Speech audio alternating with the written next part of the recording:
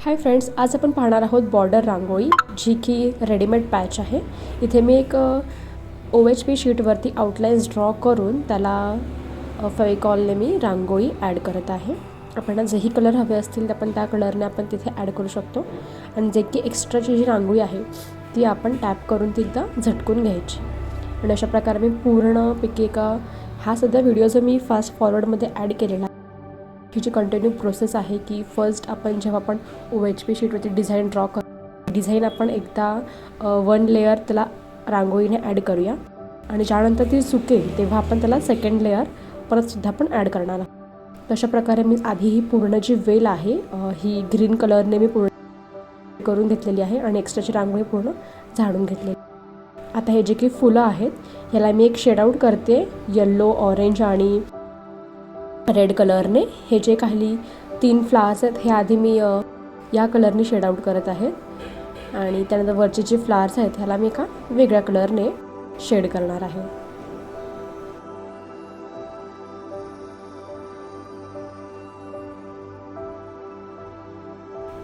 आणि जी पण काही एक्स्ट्राची रांगोळी असेल ही आहे आपल्याला झटकून घ्यायची आहे आणि अशाच प्रकारे जे उरलेले 2 फुलं आहेत त्यांनाही मी ऑरेंज, रेड आणि पिंक या कलरने शेड देत आहे। एकदा की ते सगळे शेड देऊन झाले आणि ह्याला आपल्याला थोडा वेळ जवळजवळ 1-2 तास आपल्याला सुकायला ठेवायचं आहे आणि सुकल्यानंतर त्याला आपण त्याला सेकंड लेअर देणार आहोत की जेणेकरून ती रांगोळी पूर्ण नीट राहील आणि काही जे पण काही एम्प्टी पार्ट्स आहेत तिथे आपण ते पूर्ण नीट फिल आउट करून घेणार।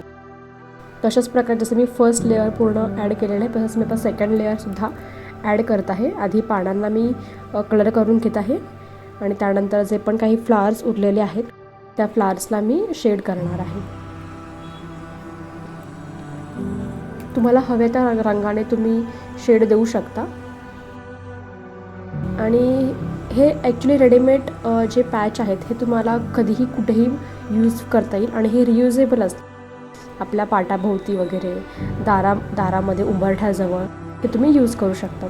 जसं की आता रक्षाबंधन आहे आज, तर तुम्ही या रक्षाबंधनच्या वेळी तुम्ही हे पाटाच्या भोवती तुम्ही अशा पॅचेस तुम्ही यूज करू शकता। ही प्रोसेस इथे तुम्हाला मी फास्ट फॉरवर्डमध्ये दाखवलेली आहे, पण तुम्हाला हे सगळं हे काम सावकाशपणे आणि नीट काळजीपूर्वक करायचं आहे की कलर कुठेही बाहेर जाऊ नये। इथे जरा थोडेफार माझे कलर्स बाहेर गेलेले आहेत। अशा प्रकारे ही पूर्ण 2 तासासाठी आपण सुकायसाठी ठेवून त्यानंतर आपल्याला हव्या त्या कलरने त्याला बॉर्डर करून तुम्ही त्याला यूज करू शकता।